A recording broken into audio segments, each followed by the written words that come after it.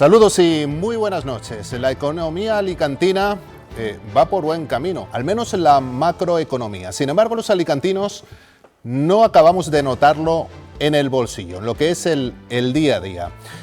Esto al menos es una de las conclusiones que podemos sacar del informe de INECA, del Instituto de Estudios Económicos de la provincia de Alicante, que ha visto la luz esta semana. Nosotros aquí en el escenario nos gusta, cada vez que hay un análisis trimestral, este es el del segundo trimestre de INECA, analizarlo con detenimiento porque de todas sus facetas, de todos sus análisis podemos extraer cómo está la economía alicantina en este preciso momento, en este primer semestre del año que ya hemos dejado atrás. Nos gusta hacerlo, por tanto hoy este escenario va a ser, al menos en su primera parte, claramente económico. Nos va a acompañar el presidente de INECA, Nacho Amirola, en este escenario, para analizar ese informe que vio la luz hace 48 horas y que hoy traemos y subimos al escenario aquí en la noche del jueves. Bienvenidos todos, bienvenidas a todas a este escenario, donde además también en la segunda parte, en esa parte de tertulia, analizaremos toda la actualidad política, que es mucha, que nos llega sobre todo desde Valencia. Contactaremos con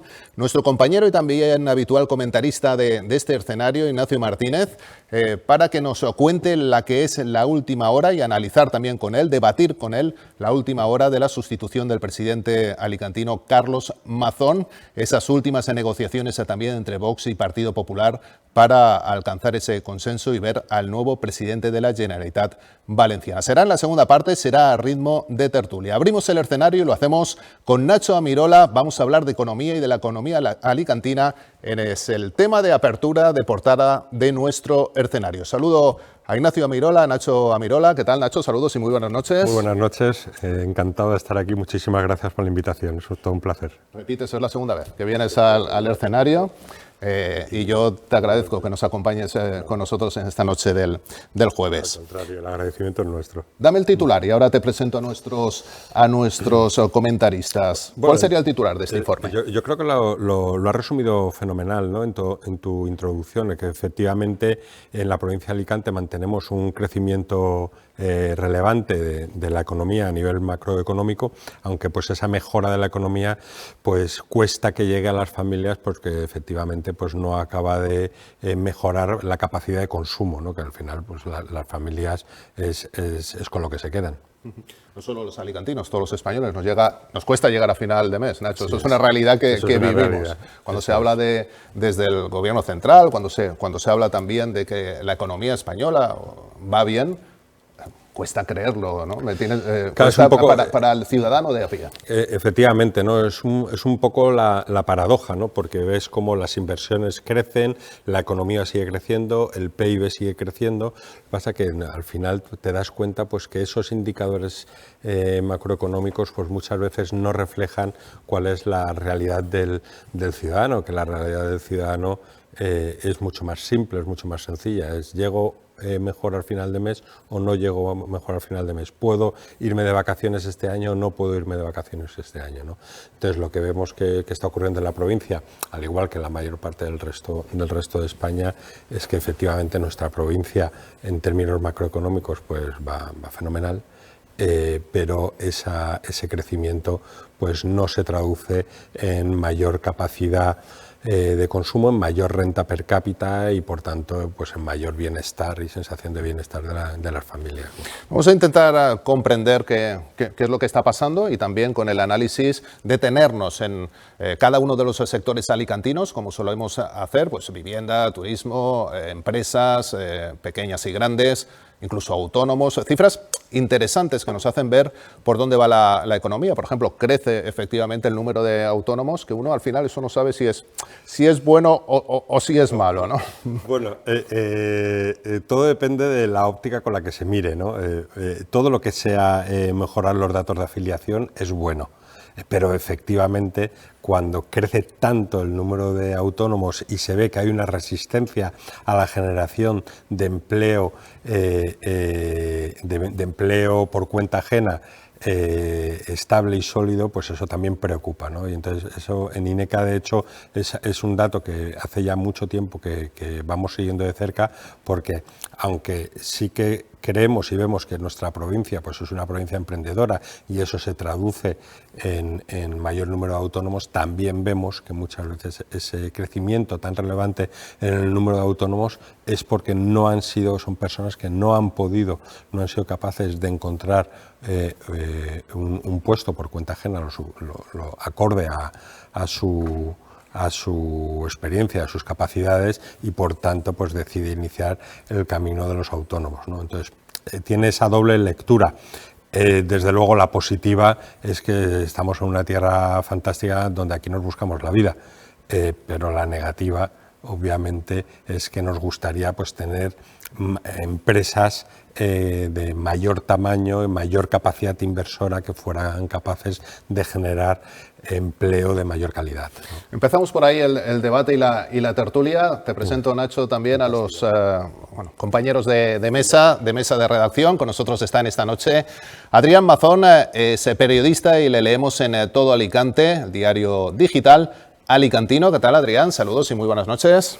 Hola, Tomás, pues como siempre encantado de estar aquí. Esta vez ha sido más rápida que otras. Eso es bueno, ¿no? Sí, oye, por mí sí. De hecho, ya cuando me dijiste que venía Nacho, vamos, no me he traído ni libreta ni nada. Aquí directamente a la batalla. ¿Has estado estudiando? Un poquito. Muy bien, gracias, Adrián, por estar con nosotros.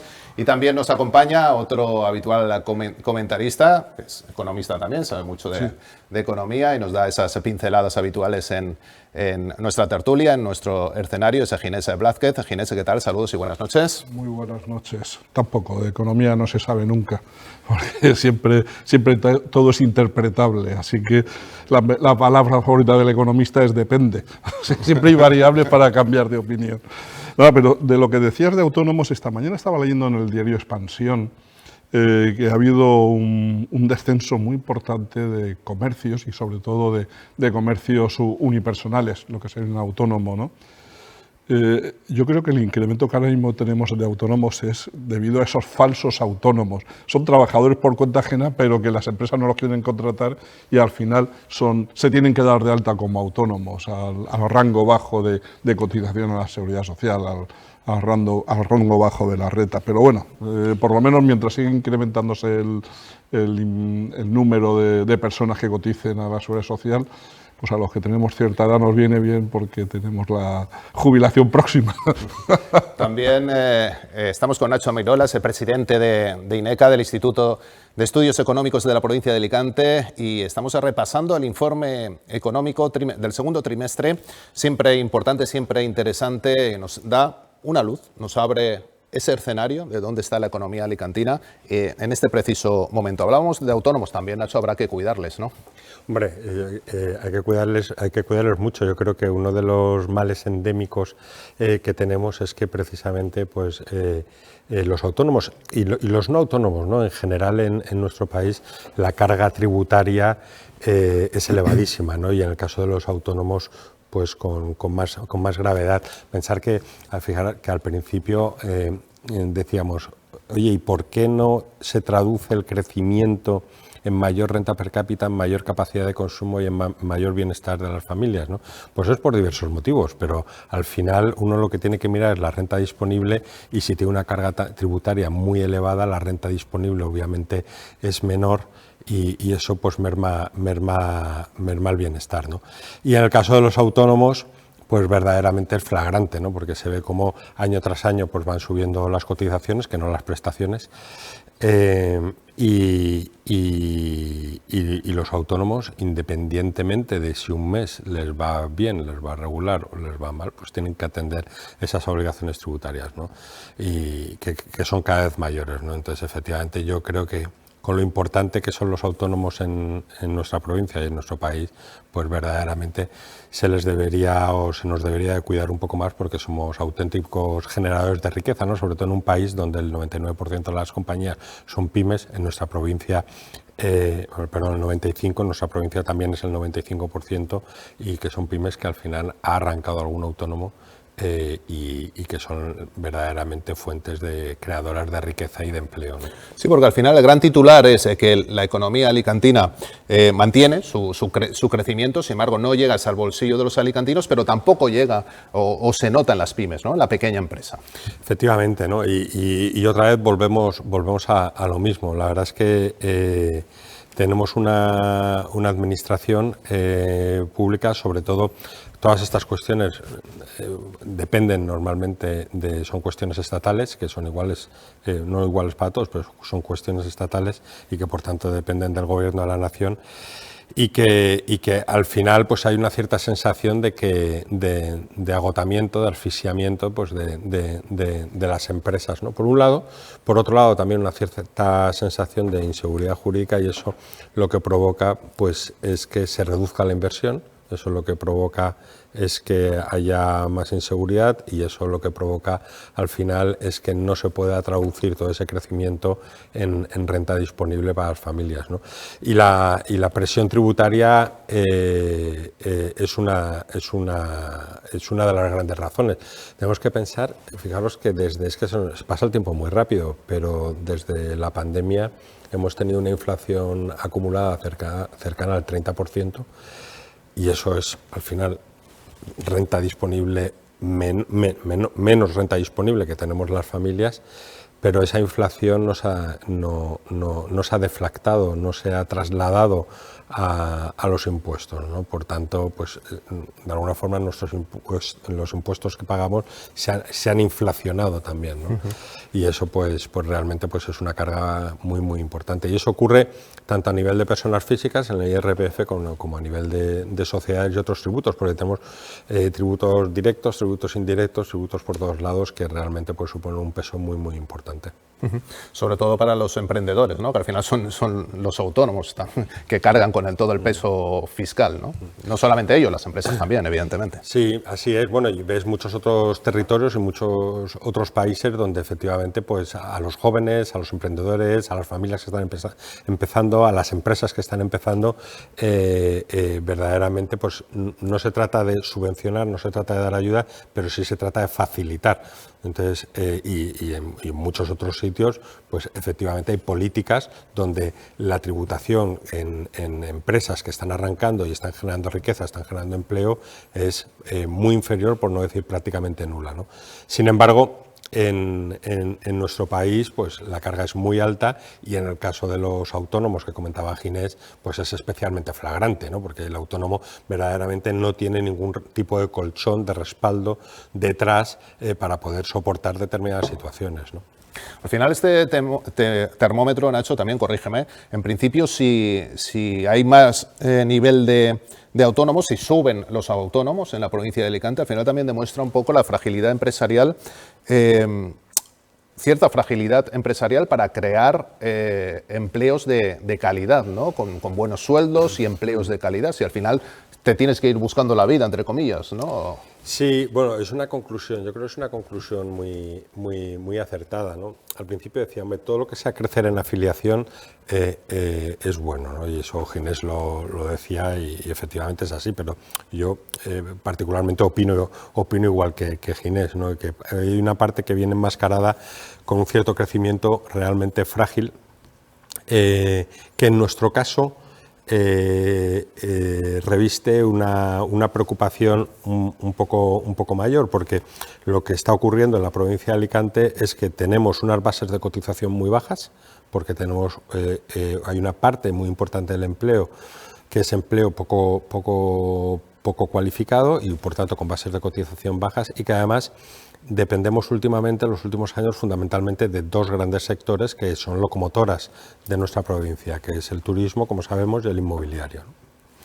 Y entonces eso provoca que como provincia nuestra economía sea más frágil, porque no estamos tan bien diversificados como a lo mejor lo hemos estado en otras épocas de nuestra historia. Entonces, por eso desde el Instituto siempre decimos que hay varias cosas que en la provincia deberíamos de tomarnos más en serio. Una de ellas es la diversificación, potenciando la industria y potenciando la agricultura.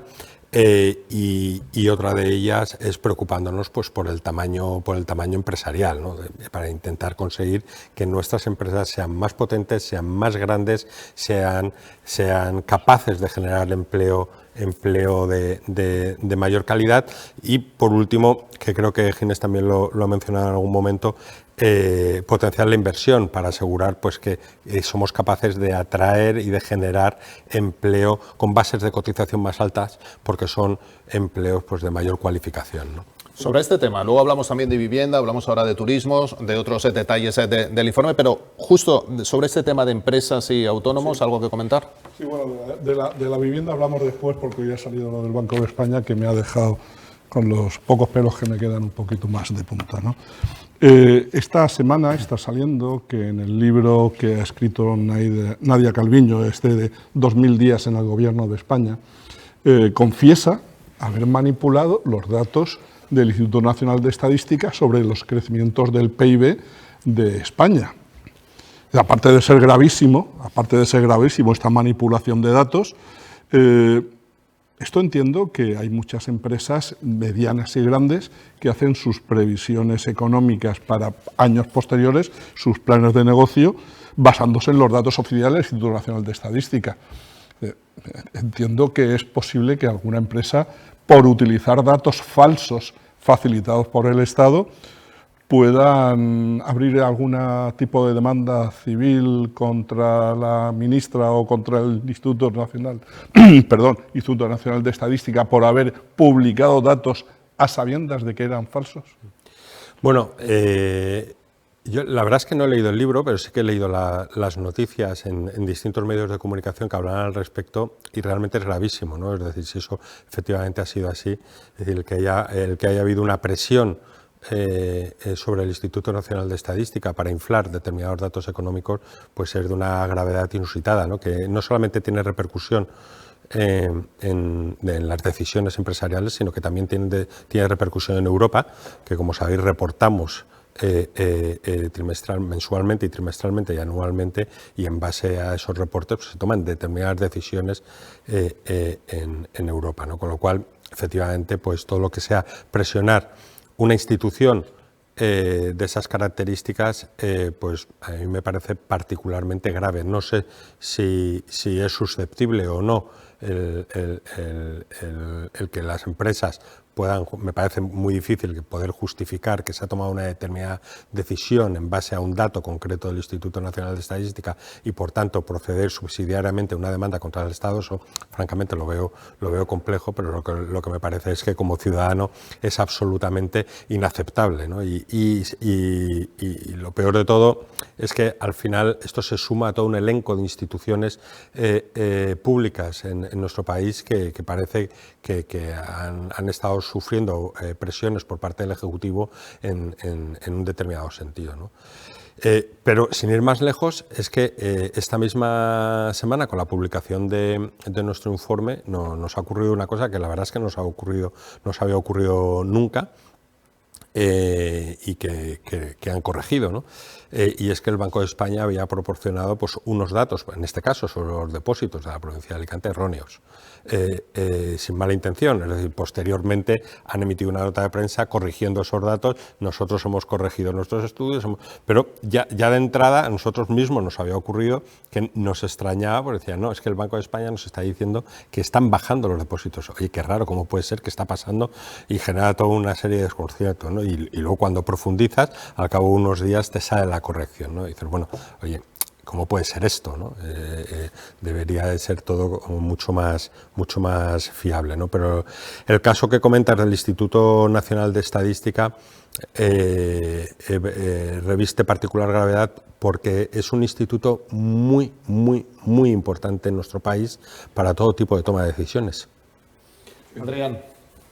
Pues yo ya te quería también preguntar a nivel local lo que estábamos hablando antes, tanto de empleo como de autónomos. Me gustaría incidir más en el tema de por cuenta ajena, de qué es lo que le falta a Alicante para arrancar de una vez por todas como ciudad motor industrial que no dependa tanto del turismo. Bueno, la provincia de Alicante, la verdad es que tiene un ecosistema empresarial absolutamente maravilloso y que yo creo que se da en muy pocos sitios. Nosotros ahora dependemos más del turismo porque es que la propia provincia, por nuestras características, ha sido capaz de atraer una cantidad de turismo, no solamente en nuestra provincia, sino la verdad es que a nivel mundial sabemos que el turismo desde la pandemia pues ha súper despegado, pero eso está repercutiendo especialmente en nuestra provincia de Alicante, que se ha convertido verdaderamente en un polo atractor, sobre todo pues de ciudadanos del norte de Europa, ¿no? Y eso lo que ha provocado es un cierto desequilibrio en nuestra habitual balanza, donde el turismo y el sector inmobiliario han cobrado más fuerza en detrimento, o no lo ha hecho de la misma manera la capacidad industrial, ¿no? ¿Por qué? Bueno, yo creo que fundamentalmente, en primer lugar, por falta de inversión, pero inversión privada e inversión pública. Si me voy a centrar primero en la segunda. Yo creo que para que las compañías puedan crecer tienen que tener las infraestructuras adecuadas. Vosotros sabéis que desde el instituto ya estamos muy volcados en que se necesita invertir en nuestra provincia de Alicante. Recurrentemente, a lo largo de los últimos años, somos la última provincia en renta per cápita y somos la última provincia en inversión per cápita por parte del gobierno. Y eso no es algo nuevo, eso es algo que viene ya ocurriendo hace al menos 3 o 4 años. Y como además no tenemos presupuestos generales del Estado, cosa que es absolutamente inconcebible y probablemente en ninguna democracia avanzada del mundo esto se consentiría, pues lo que ocurre es que ese déficit lo vamos trasladando. Entonces nos encontramos con que hace más de 20 años que en la provincia de Alicante pues no se ha hecho prácticamente ninguna inversión nueva más allá de la inversión de reposición, es decir, la inversión de mantenimiento de carreteras, autopistas, ferroviarias, etcétera, ¿no? Pero la economía crece, las empresas crecen y se tienen más necesidades.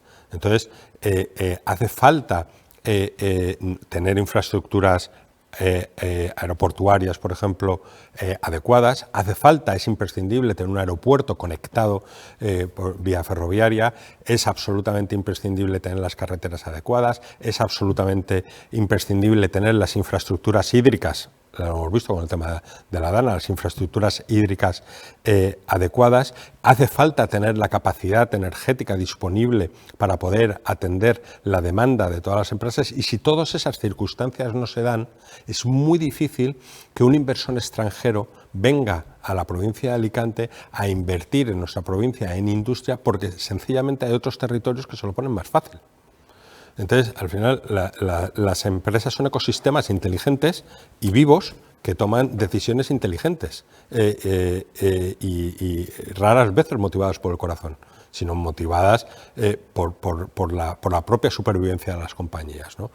Entonces nos encontramos que aunque dado que hace más de 2 décadas que la inversión pública en nuestra provincia es realmente tan deficitaria, eso lo que provoca es que también se lastre la inversión privada y que haya muchas compañías que, pudiendo haber apostado por nuestra provincia, realmente al final no lo hayan hecho, ¿no? Entonces, ¿qué es lo que es necesario?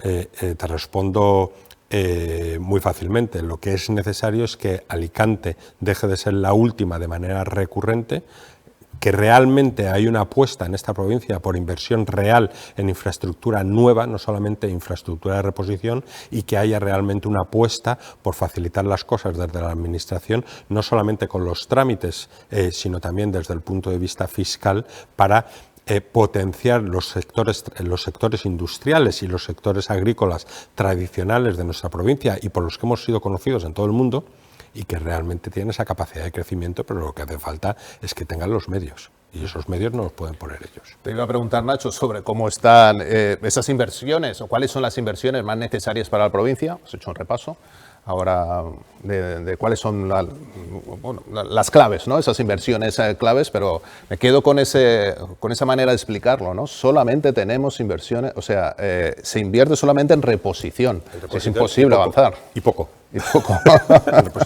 Y poco. Bueno, vamos a detenernos en algún punto más del informe de INECA, el cual estamos analizando, entre otras cosas. Interesante también esta reflexión de Nacho Amirola. Hablando, por ejemplo, de la vivienda, ¿hay un punto de inflexión, o podemos hablar, Nacho, de un punto de inflexión cuando los visados de obra caen hasta un 10,4% este trimestre? Entiendo que es bastante, mucho. Sí. Perdiendo hasta 265 visados. ¿Aquí podemos estar hablando de un punto de inflexión? No, yo creo que no. Puede ser que sea perfectamente, puede ser que sea un dato coyuntural. Eso puede ser perfectamente, porque nosotros miramos los visados, pero si vas a ver el número de transacciones, por ejemplo, en el tercer trimestre, aunque todavía no hemos sacado el informe, pero en el tercer trimestre se ve como los datos en transacciones de vivienda han aumentado, ¿no? Entonces, probablemente ese descenso en número de visados puede deberse a una situación coyuntural, ¿no? Pero no obstante, sí que yo creo que está claro, porque todos lo vivimos, que hay un claro desequilibrio entre oferta y demanda de vivienda. La demanda es muy superior a la oferta, y para que haya más oferta de vivienda, pues tiene que haber más suelo finalista. Y eso es igual que para que haya, volviendo otra vez a la pregunta que me hacías respecto a la industria, hace falta más suelo finalista industrial, ¿no? Entonces, yo creo que la cuestión del sector inmobiliario, para que tiene muchísima capacidad de crecimiento, pero se tiene que poner más fácil. Yo creo que se le tiene que poner más fácil, y sobre todo y estoy hablando de las compañías, no de las familias. Luego, si queréis, entramos en nuestra opinión respecto del tema de la vivienda. Respecto a las empresas promotoras y las empresas constructoras, cuando digo se tiene que poner más fácil, me refiero fundamentalmente a que tiene que haber más disponibilidad de suelo finalista. Y luego otra cosa que tiene que ocurrir sí o sí es que la administración sea mucho más ágil, mucho más rápida en la otorgación de licencias. Porque los plazos son inenarrables. Es decir, cuando hablamos, por ejemplo, con nuestros socios, tenemos muchos socios promotores en el instituto, o cuando hablas con otras instituciones amigas especializadas en su sector, una de las principales reclamaciones es precisamente que hace falta una administración mucho más ágil. En algo nos estamos equivocando, evidentemente, como país. Al final también, bueno, sí, como país, cuando tenemos este problema tan grave en la vivienda. Nacho, tú lo comentabas ahora, entiendo que también desde el instituto y como empresarios que sois, es realmente demoledor el ver que no se puede crear vivienda, que nuestros jóvenes, nuestros hijos, no pueden acceder a la vivienda. El uso que se hace en este momento de la vivienda, viviendas compartidas, prácticamente jóvenes viviendo en habitaciones, es decir, un retroceso de décadas, lo que se vivía probablemente en los años 60 en España. No quiero ser tampoco, dramático en exceso, pero es verdad, es un drama, ¿no? Como empresarios y como el instituto también, entiendo que es uno de los grandes retos y problemas que afronta la economía. Sí, nosotros creemos que no se está afrontando el problema de la vivienda, en primer lugar, en todas sus dimensiones, y en segundo lugar, no se está afrontando con la rapidez necesaria. Digo que no se está afrontando en todas sus dimensiones porque cuando estamos hablando de la vivienda, fundamentalmente escuchamos dos mensajes. Uno, hace falta más vivienda social. Dos, hace falta poner topes a los precios de alquiler, que eso es lo que nos lanzan desde el gobierno. Hace falta poner topes a los precios de alquiler. Bueno, nosotros lo que creemos es que más que intervenir en el mercado, el tema de la vivienda social, obviamente eso es algo que cuanto más haya, mejor. Pero lo que no vemos adecuado es que haya una intervención del mercado. Y lo que creemos que tampoco está ocurriendo es que no se está tratando la demanda adecuadamente, porque si nos centramos en los jóvenes, que son los principales demandantes, no vemos ninguna política que en favor de facilitar el que los jóvenes puedan acceder a una vivienda de una manera más sencilla. Tenemos que pensar que la compra de una vivienda lleva aparejada casi un 30%, de todo lo que cuesta una casa, casi un 30% son impuestos. Es decir, eso es una barbaridad. Es decir, somos de los países del mundo donde la carga tributaria por adquisición de vivienda es mayor. Entonces, yo no voy a ser el que diga, oye, todo eso hay que eliminarlo. Bueno, pues probablemente para todo el mundo no, pero probablemente para los jóvenes sí. Es decir, habrá que facilitar a los jóvenes el que tengan una carga tributaria inferior. Habrá que facilitar a los jóvenes el que pueda acceder a una hipoteca, Ginés, en condiciones para poder financiar la vivienda y realmente atender las necesidades de la demanda, ¿no? Pues mira, hoy ha sacado el Banco de España también una noticia, un globo sonda, sobre la limitación al mercado de los préstamos hipotecarios, en el sentido de que la concesión de hipotecas a economías más vulnerables, pues posiblemente las vaya a limitar. Por lo tanto, pues un poquito más de mermelada a la tensión de los alquileres, ¿no? Sobre el tema de la fiscalidad, yo es que siempre lo he considerado. El IVA ahora mismo es el 10% en transmisión de primera vivienda. Esto no es un producto de primera necesidad. Bájalo al 4% o al 2%, si no o a IVA cero. Y si no es primera, es transmisiones patrimoniales. Hay procedimientos y sobre todo estoy absolutamente de acuerdo que en lo que no puede ser es que el periodo de maduración de una vivienda sea más largo en la parte administrativa que en la construcción en sí del producto. Eso es una barbaridad que nos tenemos que hacer ver. Pero aquí todo el mundo habla de la vivienda, de la tensión del mercado de la vivienda, pero nadie hace nada por destensionar el mercado de la vivienda. Y solamente con vivienda social no se va a destensionar. No. Permitirme una referencia respecto a la noticia del Banco de España sobre limitar el número de hipotecas a determinada tipología de ciudadanos, particularmente. No es algo que salga en el informe, obviamente, es una noticia esta mañana, con lo cual no tengo una opinión como INECA, pero sí que tengo una opinión como Nacho. A mí me parece una absoluta barbaridad. Entre otras cosas, porque nosotros tenemos uno de los sistemas financieros más fuertes del mundo. O sea, nuestras entidades financieras son tremendamente robustas y hacen un análisis de riesgos realmente muy, muy exhaustivo. Los bancos saben perfectamente a quién le pueden otorgar una hipoteca y a quién no le pueden otorgar una hipoteca. Y otra vez, eso es una intervención. Es decir, oye, no intervengas. Es decir, si los bancos son los primeros que no quieren volver a pasar el trance que pasaron en el 2008 y en el 2012, donde sus balances se llenaron de activos de familias que no podían atender las cuotas hipotecarias. Ellos son los primeros que no quieren que ocurra. Tenemos una banca hiperprofesionalizada, hipersolvente y una banca de una calidad muy, muy alta. Es decir, ¿realmente es necesario que el Banco de España intervenga? O sea, en mi opinión no, porque lo único que están haciendo es, otra vez, poner trabas a la demanda, que es lo que precisamente no habría que hacer. Estamos acabando en el escenario, estamos hablando con Nacho Amirola, me gusta porque además a pie de calle, hablando de manera clara, ¿no? Que yo creo que se entiende lo que está pasando y además cuando hablamos de economía en este momento es tan real, es decir, nos afecta tanto a los ciudadanos que realmente están viendo los grandes problemas que tenemos los ciudadanos alicantinos y españoles. Tenemos que dejarlo, solamente un pequeño apunte a nivel de turismo, que también me llama la atención en el informe, cómo caen las pernoctaciones a nivel de España, de españoles, ¿no? A nivel del mercado nacional sube y se mantiene, o sube incluso el tema internacional.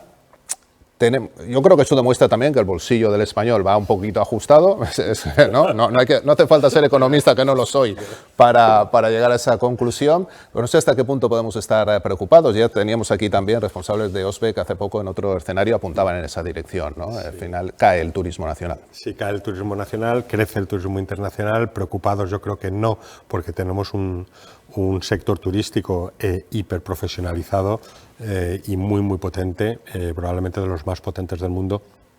Y preocupados no, yo creo que sí preocupados por lo que comentábamos al principio, que el crecimiento de la economía de la provincia, el crecimiento de la economía de España no acaba de llegar al bolsillo del ciudadano y por tanto, pues eso, pues el ciudadano lo primero de las cosas, de las primeras cosas que corta, pues es de las vacaciones, ¿no? Y eso pues se ve reflejado, yo creo que se ve reflejado en las pernoctaciones, ¿no? Nacho Mirola, has sido muy amable por acompañarnos y subirte conmigo al escenario en esta noche de jueves. Muy amable también a todo tu equipo de INECA, que siempre, cuando sale el informe, pues alguien, ¿no? Alguno de tus compañeros, en esta ocasión hemos tenido al presidente, pues le agradezco a todo tu equipo que esté con nosotros y nos intente explicar hoy de manera bastante didáctica los problemas que nos afectan a los españoles y a los alicantinos. Cómo la economía de repente se ha metido en nuestras vidas, porque después de décadas realmente donde bueno, hemos vivido muy bien. De repente empezamos a ver cómo nuestros hijos, nosotros mismos, es decir, realmente nos atañen, ¿no? Los problemas. Sabemos de lo que estamos hablando, ¿no? Y esos problemas nos atañen. Lo dicho, Nacho, es un placer conversar contigo, verte un ratito, aunque sea aquí en el escenario. Muchas gracias. Muchas gracias. Nosotros seguimos, conectamos ahora con Ignacio Martínez, nos vamos hacia Valencia, vamos a ver cómo está la situación en les Corts Valencianes para la sustitución del presidente Carlos Mazón, con este nombre, Juanfran Pérez Llorca, como el gran candidato a sustituirle. Minuto y medio de publicidad y volvemos en el escenario.